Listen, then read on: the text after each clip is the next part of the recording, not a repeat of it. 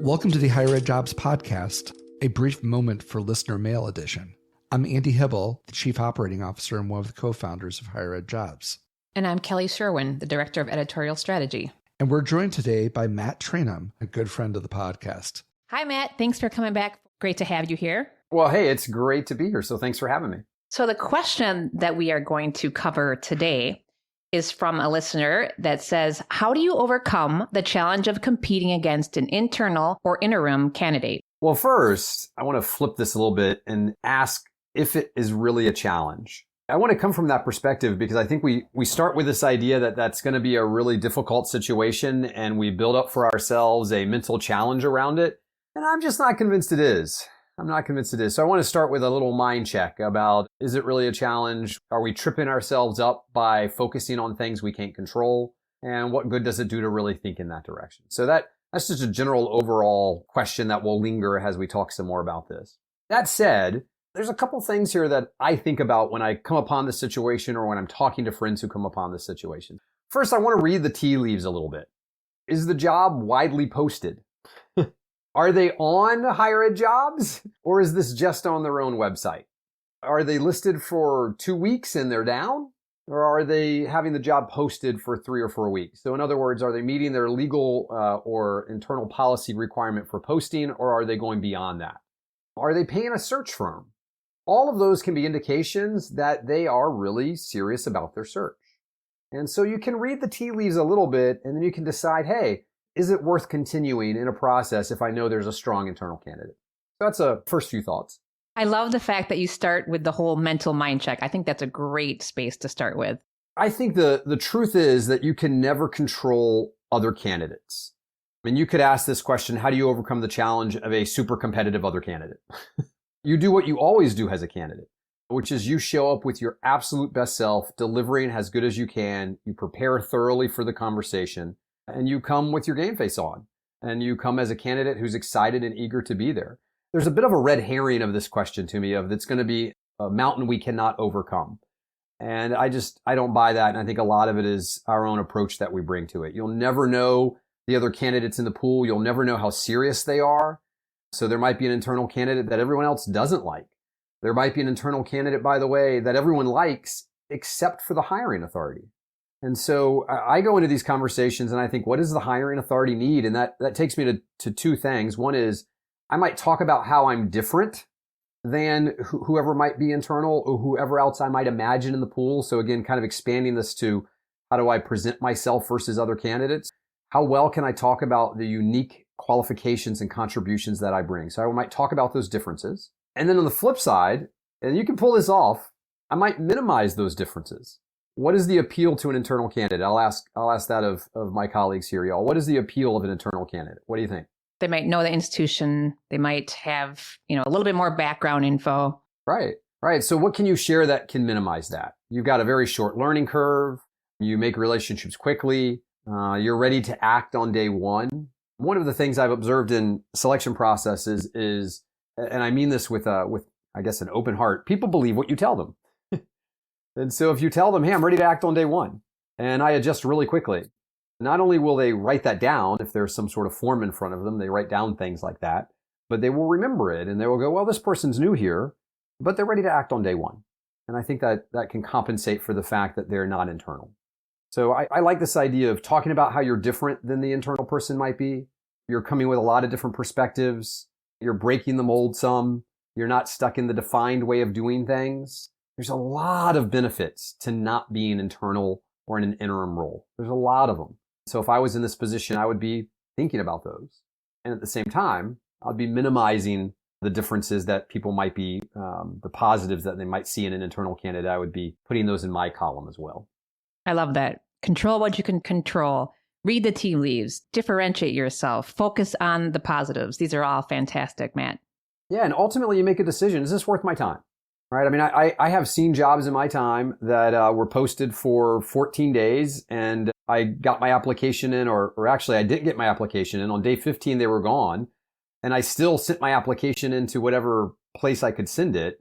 The tea leaves there were pretty clear. They're not really doing a search. And so you have to decide, is it worth my time? Do I want to practice? What's the downside of me going through this process? And for some of us, there is a downside. There's an emotional attachment. There's emotional energy that we're spending. And so we have to be able to be willing to give that or decide, not right now, I'll wait to the next job. It's interesting you say that, Matt, because I think that's all great advice, irrespective of what other candidates are. So sticking to that, showing what your priorities are and what you think the keys to success in this position are. And that's what's going to connect with your potential peers. But I feel like I'd be remiss here if I didn't offer a little bit of a personal story, because I think there's also, let's just say there is a great internal candidate, because that's the question. Because I always think the fear is here, you can go through all these different things. What happens if it's the internal candidate and it's the brother-in-law of that internal candidate who's the hiring manager? Right. Yeah, sure. You can say that. But let's put those, don't go down that thinking. But what I want you to think of when you have that is this story, because it's actually my story. And for me, for my first position in higher ed, full-time position, I interviewed for a job. I did not get that job. There was a strong internal candidate that they were looking at for that job. I did not get it. However, they liked me so much that they created a job for me within their institution for me to work in this office. And guess what? I went from competing with an internal candidate to basically being an internal candidate. So remember, if you go there and you're interviewing against a great internal candidate, they're not going to look at a second candidate who's great and say, oh, it's too bad it didn't work out. They're going to want to work with that person. The opportunity is there. And if you want the rest of the story, part of the process there, and this is what's hard about sometimes working through the process internally in these institutions, that I had to wait for them to create that position based off of my requirements, and then find out from the pre-screening that my initial resume application did not meet the requirements of that position, which is amazingly higher ed. But what I can tell you there is that experience of going through that is definitely one of the reasons that I was inspired to start Higher Ed Jobs, knowing that this is not an easy process. And if we can make a difference in making it a little bit easier, that's what we want to be here for. And particularly this is a question that has never gone away in 3 decades of doing this. And I don't think 3 more decades from now, this question will be gone.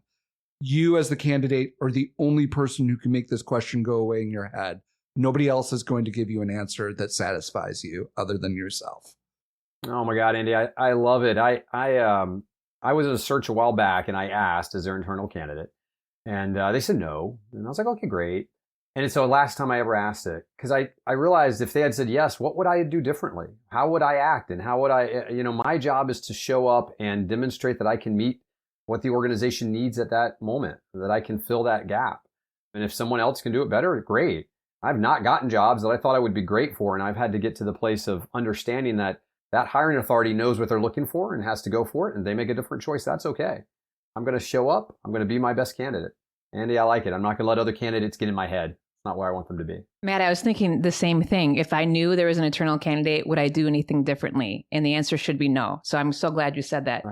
And Andy, I'm glad you shared that story. I actually didn't know that about you, but I actually have a very similar story how I got my start in higher ed as well. I interviewed for an admissions position and they ended up going with an internal candidate. I didn't know at the time, but they called me back saying, we don't think you're a good fit for admissions, but we want you for the career services department. So that's how my career started. And I'm glad it did because it brought me to this position today, which I'm so thankful for. And maybe this is a good time. If you're out there and you have one of those stories, please drop us an email at podcast@higheredjobs.com or tweet us at HigherEdJobs and share your story. I think what would be great is to do a kind of a little recap episode and hear back from other stories of folks out there. So make sure if you're willing to share your story, let us know if it's okay for us to talk about it, obviously leaving pertinent details out. But yeah, it's a great story. Matt, one final question for you. Little bit of that game. You're competing against an internal candidate, and that internal candidate is your twin. What do you do?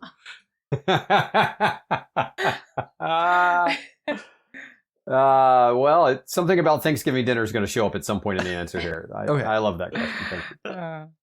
Actually, I just want to make one other comment. Matt, you said something about, realizing if it's worth your time, and sometimes, it might be just practice. And sometimes, we know that this is difficult. I'm actually reading a book now called Daring Greatly by Brene Brown. And she talks about being vulnerable, and going through a job search is taking that. It takes the ability to be vulnerable, because sometimes we are not going to get what we think we wanted. So I think this kind of ties into that. Like, it's okay to dare greatly and be vulnerable. And as the stories I've shared today, that things work out the way that they're supposed to work out. So the vulnerability is also the same vulnerability that happens when you start a new job. So I think there's just something about being in a search where you're opening yourself up. You're opening yourself up by applying, you're opening yourself up by being in those conversations, you're opening yourself up by starting somewhere new and leaving somewhere that you've been. So there's a lot of vulnerability in all of that, and you'll get through it by getting through it, not by focusing on other people. Thank you for your insights today, Matt. It's been great. Thank you, Kelly. Thank you, Matt, for being on the show. Thank you. It was great having you.